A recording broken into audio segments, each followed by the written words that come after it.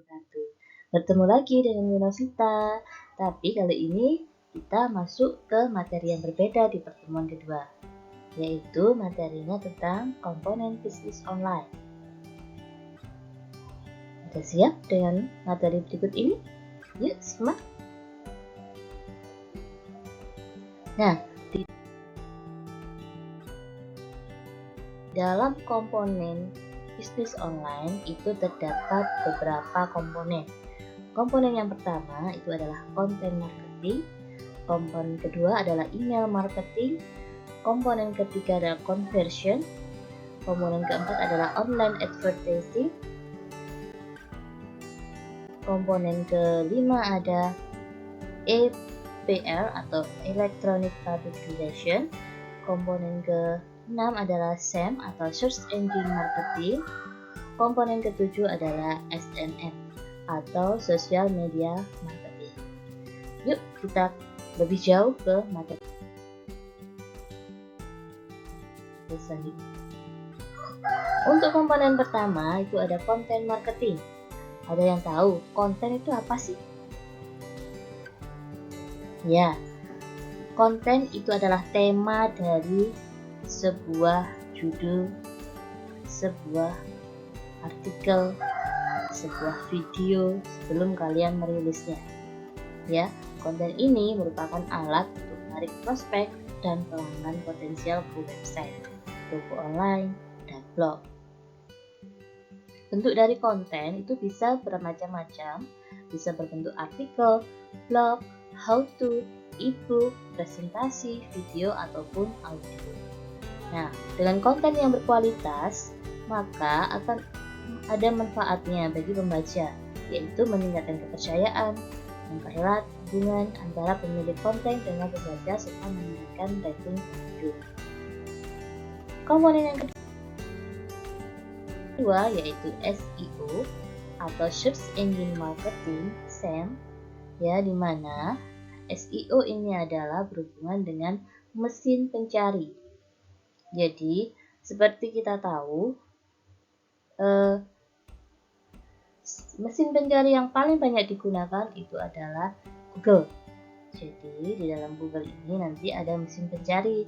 Nah, mesin pencari ini merupakan tempat pertama pelanggan mencari informasi bisnis, produk, dan jasa atau jasa sebelum memutuskan membeli sesuatu. Jadi Google menjadi rujukan pencari di internet, mencari perusahaan, produk, brand, atau kata-kata. Nah, untuk mencari informasi tersebut, konsumen hanya memasukkan kata kunci penting yang terkait dengan produk yang diinginkan. Jadi, ini memudahkan konsumen dalam mencari informasi, tidak seperti kalau kita dalam bisnis offline. Untuk mencari informasi, kita harus datang ke tokonya, ya. Jadi kita harus datang ke toko untuk mencari informasi tentang produk. Tapi kalau online, kita hanya lewat mesin pencari ini. Kemudian komponen selanjutnya yaitu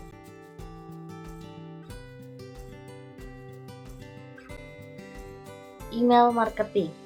Nah, di email marketing ini saya yakin juga bahwa di handphone atau gadget kalian pasti tersemat email, ya.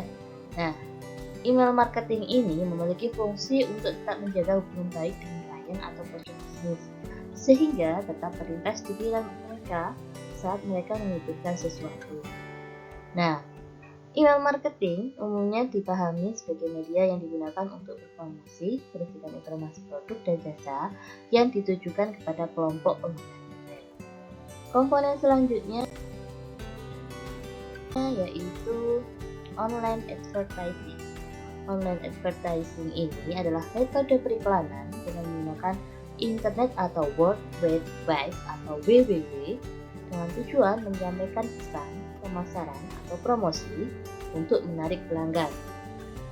Nah, online advertising ini memiliki dua tujuan, yaitu branding dan sales. Biasanya keduanya itu diambil oleh perusahaan dalam mempromosikan sebuah produk.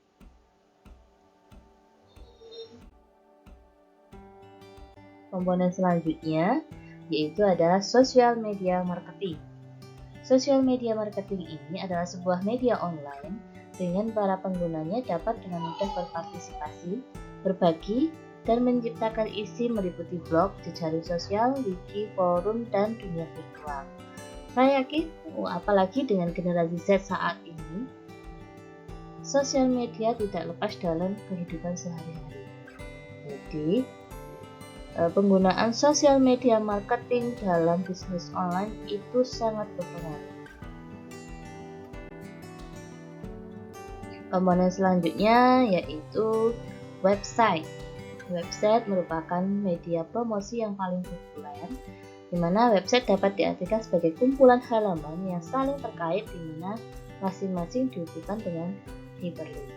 Tujuan dari pembuatan website itu sendiri yaitu untuk mendatangkan pengunjung potensial sebanyak-banyaknya dengan harapan semakin banyak orang yang melihat informasi yang disediakan, maka semakin banyak pula orang yang mengenal dan tertarik pada produk atau jasa yang ditawarkan. Dan komponen selanjutnya ada conversion. Ini adalah teknik memetakan kunjungan sebuah website atau toko online, di mana penjual harus mampu menganalisis komposisi kunjungan, berapa banyak pengunjung website, berapa persen penghuni yang mengklik tombol pembelian, dan berapa persen orang yang benar-benar membeli. Hal ini digunakan sebagai acuan bagi produsen atau penjual untuk melihat seberapa berkembangnya toko yang dikelola atau toko online atau bisnis online yang dikelola.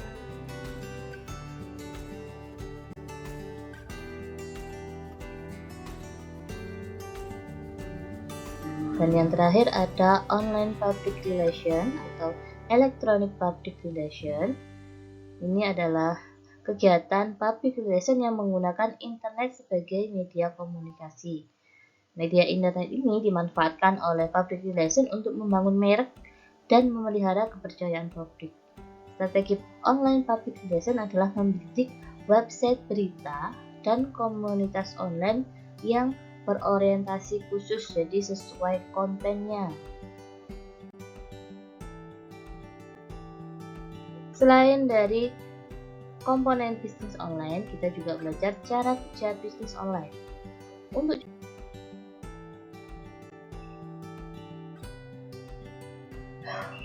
Jadi, di dalam awareness ini kita harus membangun kesadaran konsumen dengan cara kita memasarkan produk tersebut. Jadi, di dalam tahap pertama yaitu kita hanya membangun kesadaran konsumen tentang produk yang kita jual, ya dengan cara memasang iklan. Kemudian kita masuk tahap yang kedua, interest atau ketertarikan. Jadi dari tahap pertama yang kita membangun kesadaran melalui iklan, nanti masuk proses tahap kedua yaitu interest, yaitu ketertarikan. Jadi setelah sadar, konsumen akan tertarik dan mencari tahu melalui mesin pencari. Bisa menggunakan search engine tadi yang ada di Google. Kemudian setelah mencari tahu, maka timbullah desire. Desire adalah keinginan, yaitu keinginan adanya kesadaran dan ketertarikan dari konsumen yang ditunjang dari pencarian melalui media online. Akan menimbulkan keyakinan konsumen akan produk yang ada. Jadi dia mencari informasi lebih lengkap tentang produk.